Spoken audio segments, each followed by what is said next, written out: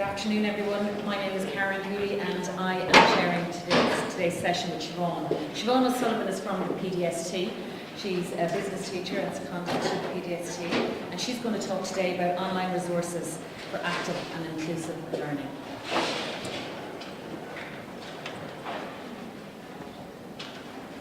Excuse me. Thank you, Karen. Can everybody hear me? Okay, great. You're very welcome here today. It's my first time at CESI and my first time presenting here, so I'm excited to be here and really energised by the ideas that I've heard from people both last night and earlier today. In my presentation, I'm going to look at some web tools to support formative assessment, and also explore some other tools that can be used to differentiate instruction and encourage active participation from students, and then hopefully align some of those tools with both junior cycle, key skills and school self-evaluation. I actually have a small little pack for you. Ironically, I attended this session on towards the paperless classroom earlier on, but I have a little pack because I know sometimes that we like to go away with something in our hands. So I'm just going to leave them at the front, and maybe you might pass them back or collect them on your way out.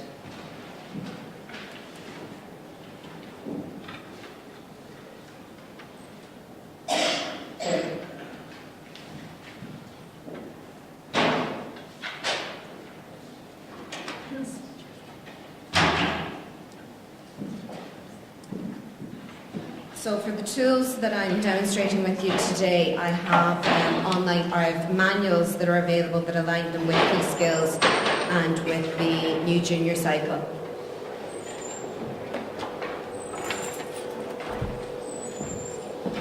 Does anybody know what just happened there?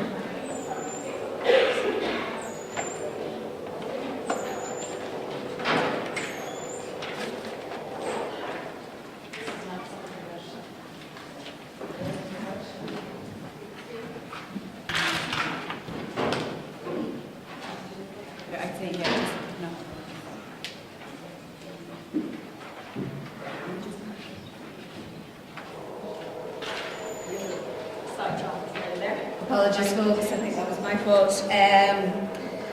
So I'll finish up by just looking at some of the supports offered by the Professional Development Service for Teachers. So I like this image. I came across this recently, and I suppose when we start off using technology in our classrooms, perhaps we're falling into the trap of going into the left-hand side of the diagram there, or the image, rather than on the right-hand side. So it's about getting the students involved, creating content for themselves. I noted with interest Mark's previous presentation. He talked about people who are toolsers and who get caught up by using the latest tool. So it's about using an appropriate pedagogical approach, ensure we're combining the correct teaching with the use of technology. Again, this is another quote I came across recently that resonated with me. It's not about just using tools and not about using technology for the sake of it, but it's to enhance the teaching and learning that goes on with our students, not to replace it. So that said, why should we be using technology? And again, I do like the images here. I think a lot of our students are visual learners, and indeed many of us are also. So we see that we have our students who, as Deirdre mentioned earlier, have up to 9 or 10 different screens, whereas when we were growing up we might have just had the one. I had a conversation with a colleague earlier in the week where we discussed when we got our first mobile phones. My own was in 1997, and it struck me that the students born in 1997 are age 17 now and have never known anything else but having a mobile phone in their pocket, and how powerful those mobile phones are compared to the brick that I started off with. So someone mentioned earlier today as well the fact of how we expect our students to turn off the technology that they have in their pockets. A lot of schools are engaging with the process of bringing their own device, but the majority of students actually have their own device in their pockets. It's their smartphone, it's their mobile phone, and it can do as much as a tablet can do. And I'm just going to ask you to take out your own devices just now, please, if you wouldn't mind, be it a cell phone or a tablet. And I don't know if any of you are using Padlet or not. Deirdre mentioned it earlier today.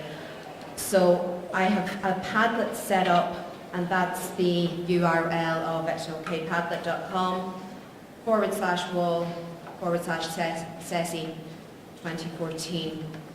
And so I'm going to ask you the question, what online tools are you currently using in your own classroom? And to upload anything on Padlet, you simply double click. So if you've got a mobile device, maybe just tap it twice quickly, type in your name, and then post in the online tool that you're using with your students. So I'll just get the ball rolling and start off by inputting something here now. Now, as you can see, you can input text, you can input an image, a link, you can attach a file. So this is a nice way maybe for students to send you their homework, and for other students to be able to peer assess the work that's going on in the classroom, and for students to self-assess. Nice way for teachers to get immediate feedback as well in the class setting as part of assessment for learning. So you can see we've got quite a lot of people, and thanks for those of you who have uploaded those suggestions now. So the fact, or the main selling point of Padlet is students and teachers can communicate with each other in real time. I have an instruction manual in the pack that goes through how you set up Padlet, some suggestions for use. You can personalise your wall. As you can see, I've got the CESI logo here and the image for GMIT. So it's very easy to upload your own images and make it personal to your own subject. Okay?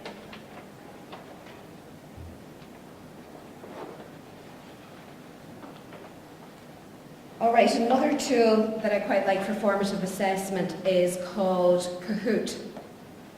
And Kahoot can be used to generate quizzes, surveys, or polls with students. And here's an example of Kahoot being used in class. So the teacher has a question posed on the board. Students see 2 to 4 icons for choices that they have to select, and then immediately the teacher will get a response. So I have set a Kahoot up for you. If you wouldn't mind opening up a browser and typing in kahoot.it. Apologies about this, it works in Chrome on my own PC. I'm not quite sure why it's not working in this one just now. I had it earlier, but someone closed the session down. Just give me 1 second, I'll try it one more time.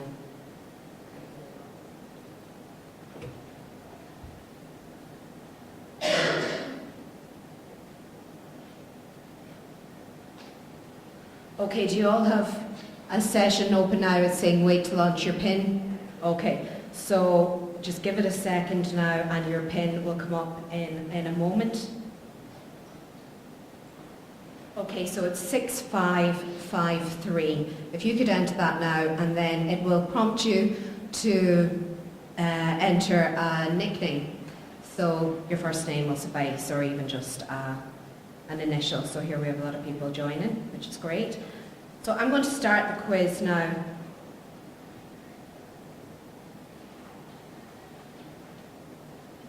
And the first question is, are you a, I think it's primary school teacher, secondary school, third level lecturer, or other. So you just click on the icon that represents where you're coming from.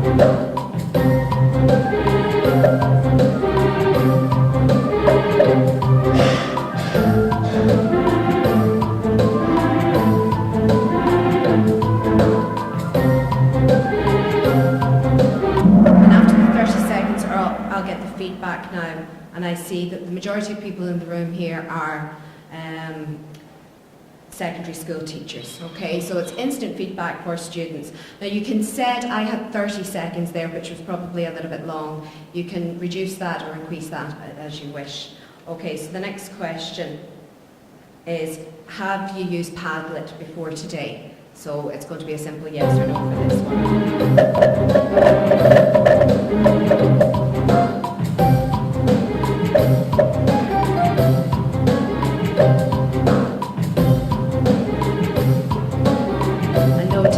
Reduce the time for this the next time.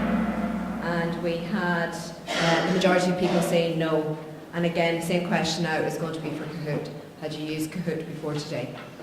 The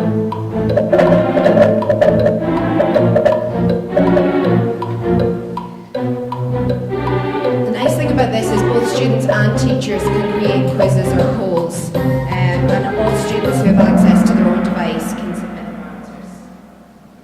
And I suppose the next question I should have, do you think you would use it again? So we'll just do a show of hands for that one. Okay, great, well, I'm delighted with that response.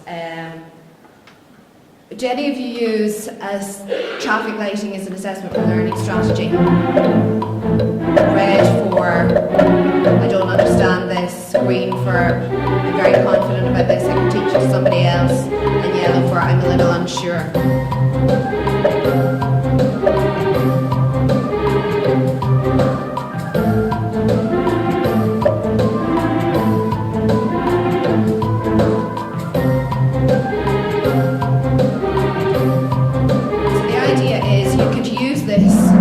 Replacement for traffic lighting. It's more interactive. Some teachers have the concern when they use traffic lighting that other students can see what colour card they're holding up. So this is quite nice because it's totally anonymous and nobody knows how a particular student has voted, and yet it can really inform our own teaching and our planning for the next session that we're going to do. Now you can download the results, as you can see, into a spreadsheet. As a teacher, you're going to input getkahoot.com, whereas students are going to input kahoot.it, okay? But it's relatively, very, very quick and easy to set up a brief questionnaire and poll. And I think you would agree, it encourages all the students to take part and gets a bit of interest going. You can input your own images, your own music, and so on, and so forth, and personalise it to your own classroom situation.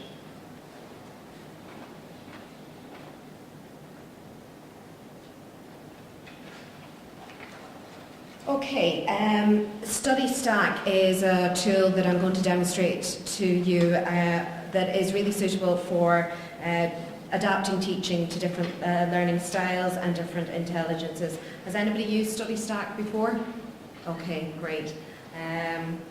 It's really useful for improving subject-specific keywords and literacy, and students and teachers can create their own set of flashcards. How many of you would have heard of Quizlet before?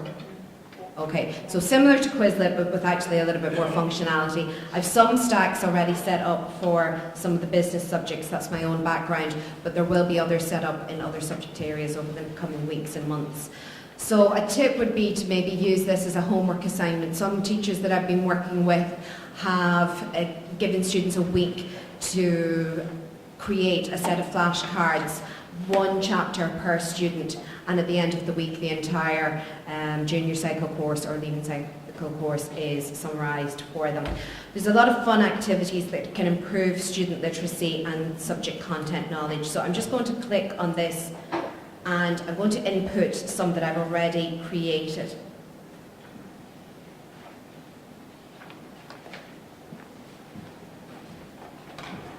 Okay, so I didn't log in, I just inputted my username and it will automatically give me every set of flashcards that the person with that username has created. Again, in the pack you have step-by-step instructions on how to create a set of flashcards and how to save it.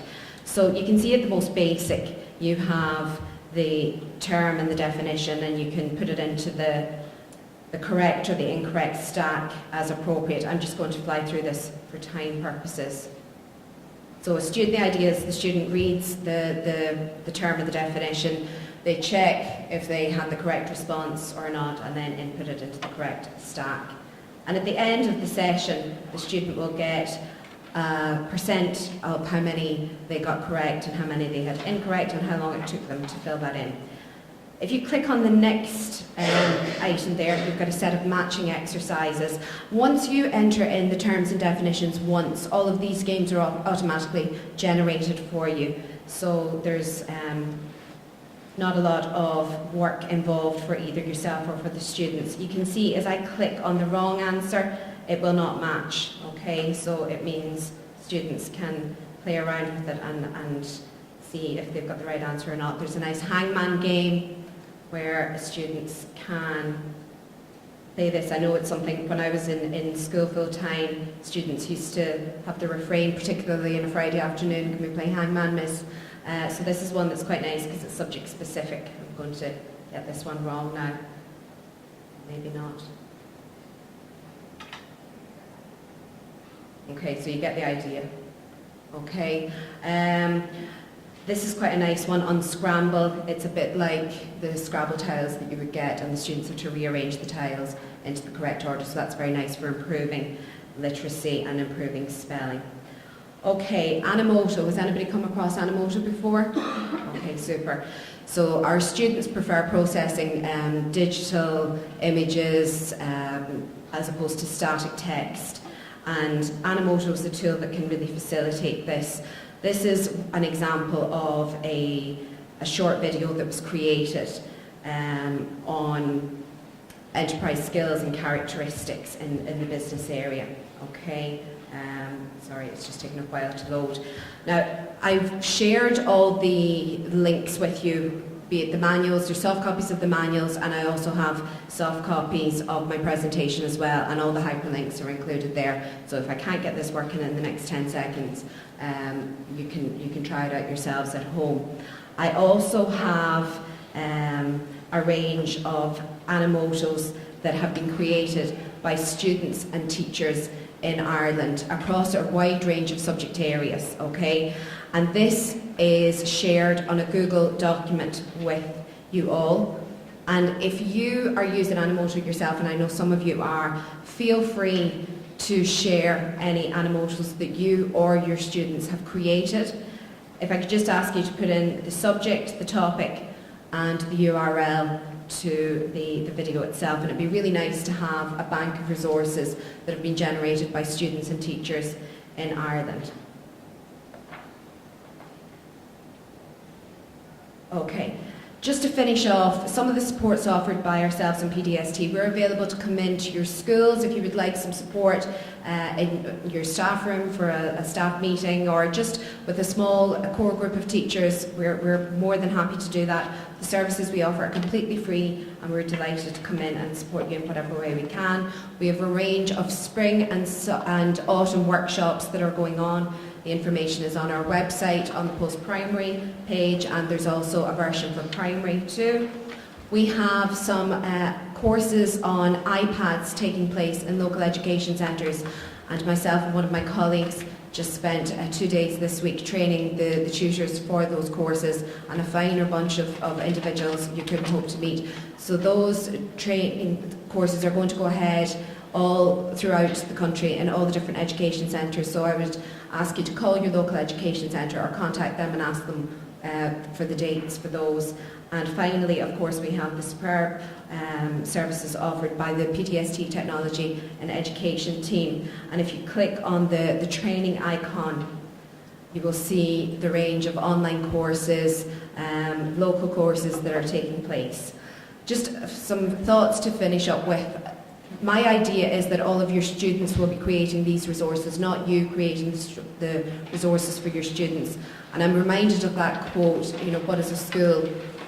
Often it's a place where students go to watch teachers working very hard, and the idea is we need to flip that around, and it's the students who should be working very hard and creating these resources, which of course we in turn can use as teaching resources and have a range of differentiated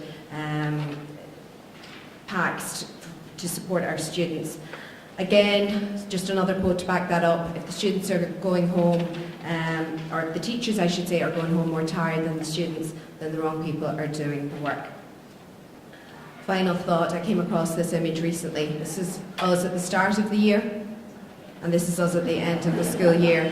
And we need to flip that around so it's actually the students who look like that at the end of the day and not us. Okay, so I suppose it's now time for questions. Okay,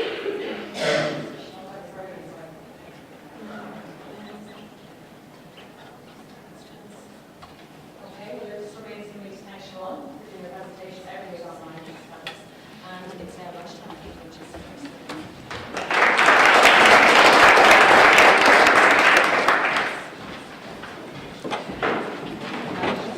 Feel free to take down that URL, and there's links. There's an Evernote that I've shared with everybody. You don't need to be on Evernote to access it, but if you would like to download soft copies of the manuals for your friends and colleagues in your school, and a copy of the presentation with all the hyperlinks in it. Okay? Thanks very much. Enjoy the rest of the day.